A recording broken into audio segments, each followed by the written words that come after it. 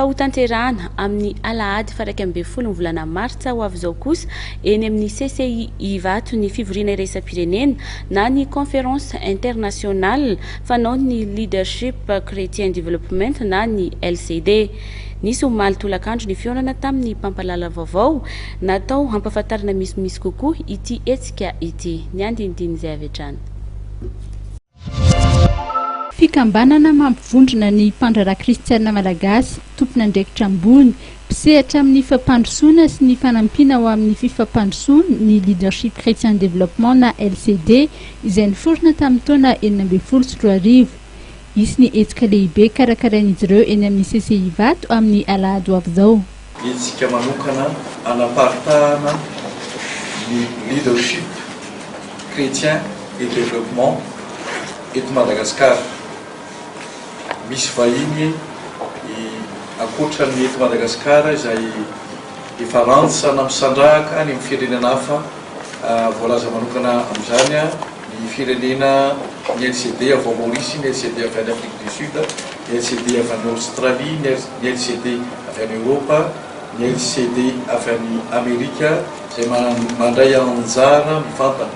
Ao ihany koa ireo LCD avy any Sinoa ny teknika, ny paikady ary ny fahaiza-manao amin'izany leadership satria raha miresaka zany tsika dia anisan'ny kalaza sy lasa lavitra ny Sinoa sy ny Amerikanina hoentiny eto amintsika ka tsy ny fampandrosoana fotsiny no resantsika eto fa izany hoe fampandrosoana mendrika. Mivelatra amin'ny sehatra efatra ny asa ianjoroan'ny leadership chrétien développement, ny kolotsaina, ny sosialy, ny toe-karena sy ny tontolo iainana. Tetikasa maro no vinavinaina ho tanterahana.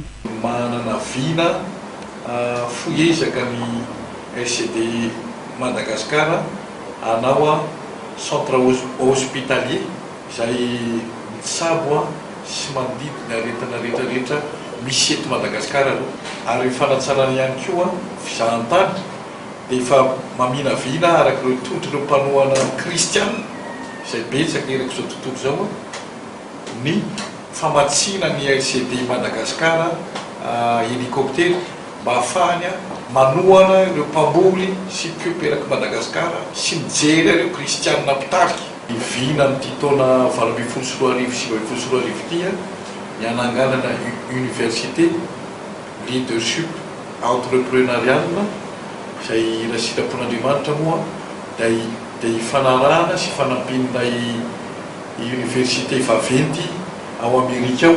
Mariana fa misy ny fiaramiasan'ny LCD amin'ny banky anaovana tetikasa samihafa ny LCD izay efa miparitaka manerana ny Madagasikara sy izao tontolo izao. Tampitratra eo ihany koa tompo kilasy tompoky vavy ny fotoanan'ny fampahalalam-baovao tamin'ity alina ity ankasitrahana feno ianao nanaraka izany hatramin'ny farany ary manasanao hatrany tsy saraka amin'ny fahitalavitra MATV. Veloma tompoky mankasitraka tompoky vavy.